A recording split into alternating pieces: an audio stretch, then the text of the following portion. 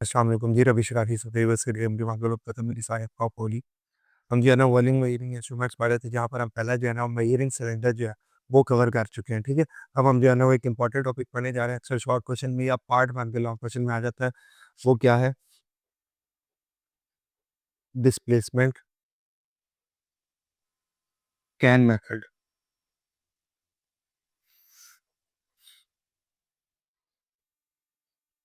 ठीक हो गया जी।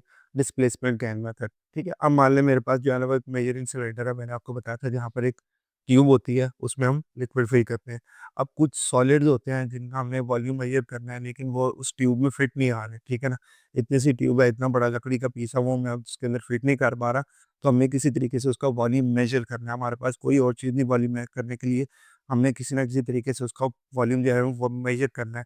या कोई अनडिसॉल्वेबल लिक्विड्स हैं, अनडिसॉल्वेबल सॉलिड्स हैं जो कि लिक्विड में कन्वर्ट नहीं हो पा रहे और हमें उसका वॉल्यूम मेजर करना है। तो ये एक नया मेथड जो है ना वो इन्वेंट किया गया था जिसके ज़रिए से हम जो है ना उन सॉलिड्स का और वॉल्यूम जो है वो मेजर कर सकते हैं। अब इसमें होता क्या है, ठीक है ना, डिस्प्लेसमेंट से नाम से पता चल जाना चाहिए कि यहाँ पर जो है ना कुछ चीज़ मूव करवाई जाएगी, डिस्प्लेस की जाएगी, ठीक हो गया ना। तो ऐसी चीज़ें जो एक मेजरिंग सिलेंडर के अंदर फिट इन नहीं बैठती,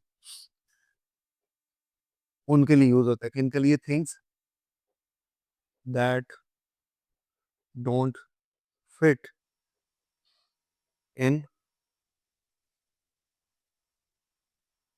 मेजरिंग सिलेंडर, ठीक हो गया ना। वो क्या करते हैं, डिस्प्लेसमेंट कैन मेथड से उनका वॉल्यूम फाइंड आउट किया जाता है। वो होता क्या है, ठीक हो गया ना। मान लें हमारे पास जो है ना वो एक स्टोन है, ठीक है ना। अब ये जो है ना वो एक मेजरिंग सिलेंडर के अंदर जो है वो फिट नहीं बैठ रहा, ठीक हो गया नहीं। हमारे पास एक स्टोन है, इसका हमने वॉल्यूम फाइंड करना, हमें इसका वॉल्यूम नहीं पता। हम क्या करेंगे, हम एक जो है ना वो एक ग्लास बीकर लेते हैं। अब बीकर को ना एक कप समझे, ठीक है। लेकिन ये कप जो है ना वो डिफरेंट किस्म का कप होगा, ठीक है। इसमें होगा क्या कि कप बिल्कुल नॉर्मल होगा लेकिन इसमें जो है ना वो एक सुराख होगा, ठीक हो गया ना। और सुराख के साथ जो है ना वो एक ओपनिंग लगी होगी जो एक दूसरे कप में जाएगी, ठीक हो गया जी। ये जाएगी दूसरे कप में, ठीक है जी। ये है हमारा कप वन और ये है हमारा कप टू, ठीक हो गया ना। उम्मीद है आपको समझ आ रही होगी इन चीज़ों की। और ये जो है ना वो हम एक जगह पे रखे हुए हैं, अपनी टेबल पे किसी जगह पे, ठीक हो गया ना। ये हमारा कप 1 और ये हमारा कप 2 है, ठीक हो गया ना। और ये हमारा स्टोन है जिसका हमने वॉल्यूम मेज़र करना है। मैं इसको ज़रा फिल आउट कर देता हूँ थोड़ा ताकि आपको समझ आए, ठीक हो गया जी। अब हम करेंगे क्या, अब हम जो है ना वो इसमें पानी फिल करेंगे। पानी हम इतना फिल करेंगे कि बिल्कुल इस कॉर्नर तक वो पानी आ जाए, ठीक हो गया ना। जैसे इस कॉर्नर से पानी ऊपर आएगा वो इस कप में गिरेगा, लेकिन हमने कप में पानी गिराना नहीं है, ठीक है। हमने जो है ना बिल्कुल यहाँ तक जो है वो पानी को फिल आउट कर लेना, ठीक है। जैसे हमने पानी को फिल कर लिया, अब हम जो है ना वो स्टोन को एक रस्सी के साथ बांधेंगे, ठीक हो गया ना।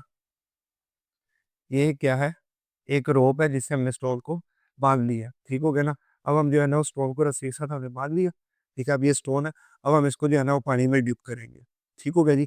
अब आपने वो प्यासे कौवे वाली कहानी पढ़ी थी, ठीक है ना, जहाँ पर जो है ना वो कौवा जो है वो छोटे-छोटे पत्थर उठाता है और वो बीकर में फेंकता जाता है। जैसे ही वो बीकर में फेंकता है, पानी डिस्प्लेस होके उसके बाद निकलने की जगह नहीं होती, पानी ऊपर आ जाता है।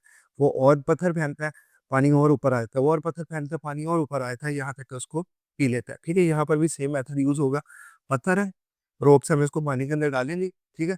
जैसे ही पानी के अंदर डालेंगे, ये अपना वॉल्यूम नीचे लेके जाएगा, पानी को निकलने के लिए जगह चाहिए, तो पानी ऊपर आएगा, ठीक है। जितना इसके वजन से पानी ऊपर आएगा, ठीक है ना। अब जैसे ही हम इसको इसके अंदर डालेंगे ना, अब ये जो वाटर लेवल है राइज़ करेगा, राइज़ करके जैसे ही इस पॉइंट से ऊपर आएगा, पानी ऊपर जाने की बजाय इस पॉइंट से होता हुआ इसके अंदर आ जाएगा।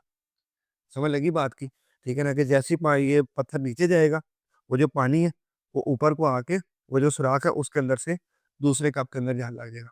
पत्थर नीचे गया, पानी ऊपर आया, उसके अंदर से दूसरे कप में पानी जाएगा, ठीक है। अब उस पत्थर के आने की वजह से जितना पानी जो है ना, वो इस ग्लास बीकर के अंदर जाएगा, ठीक है ना। मान लो इतना पानी इस कप 2 के अंदर आ गया, ठीक है ना। ये पत्थर नीचे हमने साथ रख दिया और इतना पानी जो है वो कप 2 के अंदर आ गया, ठीक है ना। इस पानी को हम उठाएँगे, ठीक हो गया ना। अब पानी तो मेजरिंग सिलेंडर के अंदर जा सकता है ना,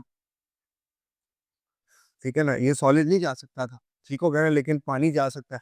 हम इस पानी को जो है ना वो इस मेजरिंग सिलेंडर,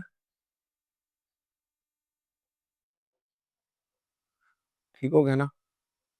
5, 10, 15, 20 इसके अंदर जो है ना वो पानी डालेंगे, ठीक हो गया ना? वो पानी हम कहते हैं जी पानी जो है ना वो इतना आता है, ठीक है ना? अब हम यहाँ से जो है ना वो मेनिस्कस से फॉर एग्ज़ाम्पल ये पानी है तो ये है, हम यहाँ से इसकी रीडिंग लेंगे, ठीक हो गया ना? जो रीडिंग आएगी,